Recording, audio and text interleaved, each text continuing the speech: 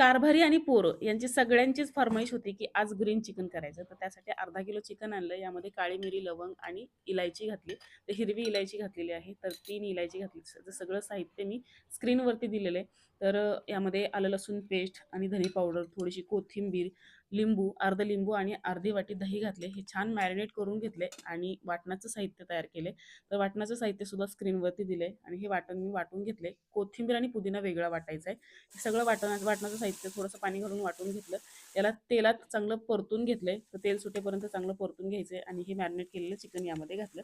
मस्त परतून घेतलं आणि याला झाकण ठेवून पाणी न घालता आपण शिजवून घेणार आहोत. सुरुवातीला मीडियम आणि लो फ्लेमवरती 10 मिनिटं शिजवून घेतलं आणि पुदिना आणि कोथिंबीर, बर्फ आणि थोडासा लिंबू घालून आपण वाटून घेतले म्हणजे काळं पडणार नाही. तर खूपच मस्त ग्रीन चिकन बनवून तयार झालं. तर तुम्ही बघू शकताय. खूप मस्त हे ग्रीन चिकन बनलंय. तुम्ही पण बनवा आणि या आता जेवायला आणि चॅनलला पण सबस्क्राईब करा.